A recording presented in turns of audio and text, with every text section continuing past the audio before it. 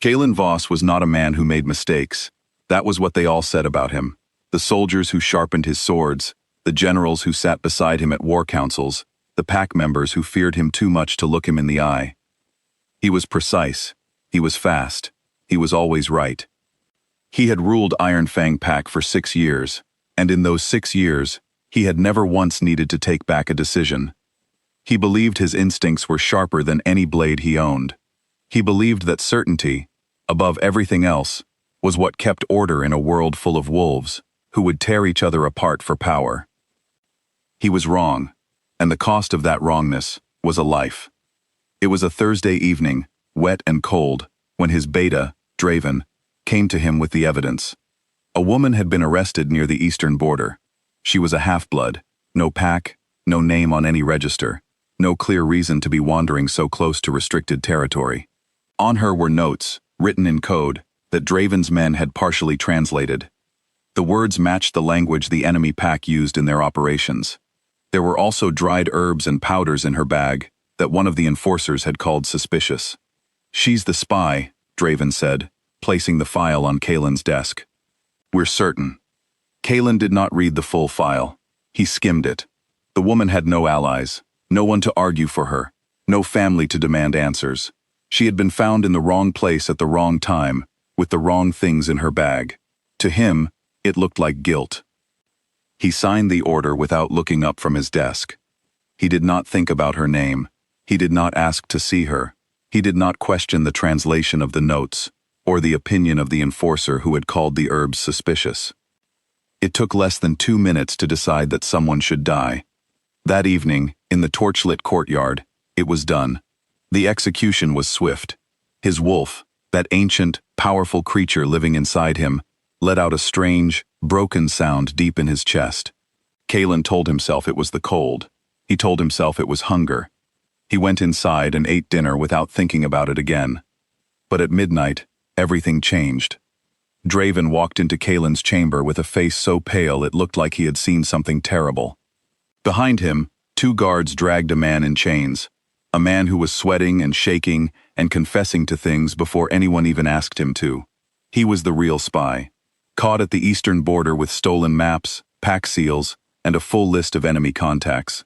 He had been running for 3 hours before the night patrol caught him in the woods.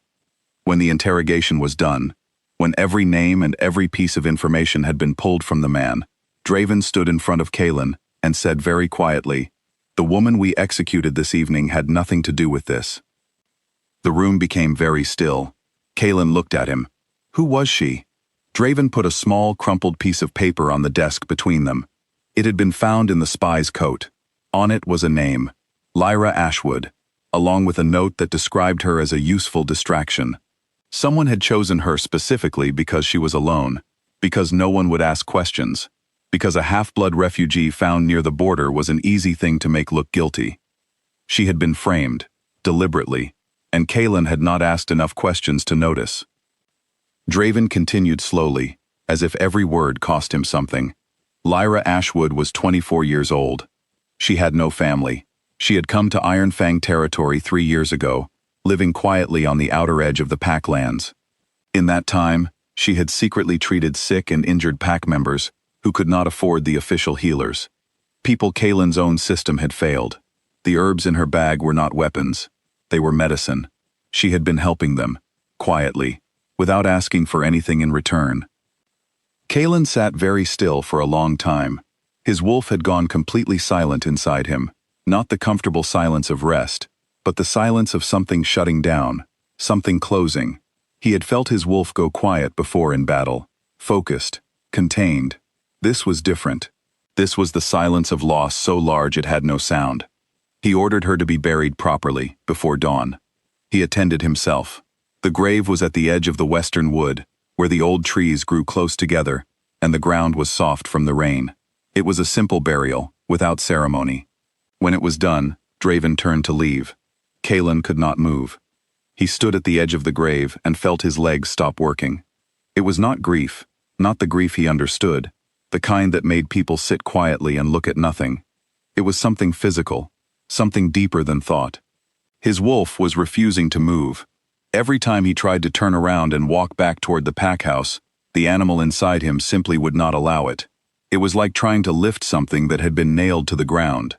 His knees went into the mud. He was there at sunrise. He was still there at midday. When his generals came looking for him, they found their Alpha King kneeling in the mud beside an unmarked grave, his hands pressed flat against the earth, his face showing something none of them had ever seen before. He waved them away without speaking. By evening, his wolf had taken over completely. His black wolf form lay stretched across the grave, with his head resting on the mound of earth. He did not howl, he did not move. He just breathed, slowly and heavily, and stayed. No one in the pack came close enough to disturb him. No one knew what to say. They had never seen their alpha break. They did not have a word for what they were watching. The investigation that followed was brutal and fast. Within 3 days, the full truth was uncovered. Roran, Draven's second in command, had arranged everything. He had been working with the rival Alpha for months, slowly building damage from the inside. He had known that an innocent execution, once discovered, would shake the pack's trust in their leader. He had chosen Lyra specifically because she was unprotected.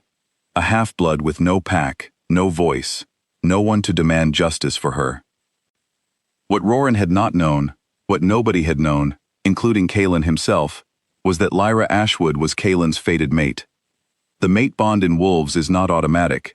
It requires proximity, eye contact, presence. Kaelin had signed her death warrant without ever being in the same room as her. He had ordered her execution without ever seeing her face. His wolf had known, had screamed, had howled, had refused to settle all evening, and Kaelin had not listened. He had been too certain of himself to listen. On the 4th day, Kaelin called the entire Iron Fang pack together, every member, from the oldest elder to the youngest child. He stood at the front of the great hall without his crown, without his armor, without anything that marked him as more important than anyone else in the room. He told them everything. He did not leave anything out. He did not soften the parts that made him look terrible. He told them about the file he had skimmed without reading properly. He told them about the 2 minutes it had taken him to decide. He told them about the herbs that had been medicine, about the notes that had been mistranslated, about the woman who had been treating their sick in secret for 3 years. "I did not ask her name," he said. "I did not look at her face. I signed the order because I believed I was already right, and I did not think I needed to check." The hall was completely quiet.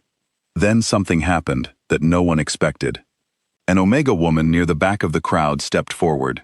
She had a young child on her hip. She said that 2 winters ago, when the fever was going through the lower quarter and the official healers were too expensive, a woman had come to her door at night. She had treated the child for 3 days. She had asked for nothing. She had come back twice to check that the fever was gone. After that, one person after another stepped forward. A warrior whose shoulder wound had been redressed in secret. A pregnant woman who had gone through a difficult birth with no one but Lyra beside her. An old man who said he had not known her name but had known her hands, careful and steady, when she had treated the infection in his leg. She had been feeding life into the edges of the pack that the pack's own system had forgotten. She had done it quietly, without recognition, without protection, without a single person in a position of power knowing it was happening. She had mattered, enormously, and no one had understood that until she was gone. Kaelin stripped Roran of everything that night. Exile, permanent. He removed himself from the War Council for 60 days. He stood before his pack and accepted every consequence without argument, but none of it brought her back. On the 5th night, Kaelin returned to the grave alone. He had been returning every night. He did not fully understand why. His wolf understood. His wolf always understood. Wolves who lost a fated mate before the bond was ever completed did not heal from it the way people expected. There was no second chance.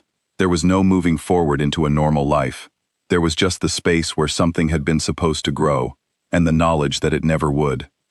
He knelt in the mud for the last time. The rain had cleared. The sky was cold and full of stars. He looked at the wooden marker his soldiers had placed, small, plain, with her name, and no other information. He took out the knife from his belt. He was not a man who made emotional gestures. He was a man who gave orders, signed documents, made decisions in under 2 minutes without looking up from his desk. But he pressed the tip of the knife to the wood below her name and carved 4 words, slowly, carefully, by the light of the moon. Known here. Remembered now. He stayed kneeling for a long time after that. His wolf did not howl. There was no grand moment of release. There was just a man in the mud beside a grave, breathing slowly in the dark, understanding for the first time in his life what it cost to be certain when you should have been careful. He would rule Iron Fang Pack for many more years. He would be a better alpha than he had been before, slower to decide, more willing to question, more interested in the people at the edges of his territory, who had no one else to speak for them. He built a free healing center in the lower quarter. He made sure no prisoner was ever sentenced without a full review, without someone in the room asking the questions that should have been asked. He did all of this. He did it well. But every night, for the rest of his life, his wolf lay down in the direction of the western wood, and breathed slowly, and stayed very still. Some losses do not heal. They just become the thing you carry quietly, every day, and the reason you try harder than you ever did before.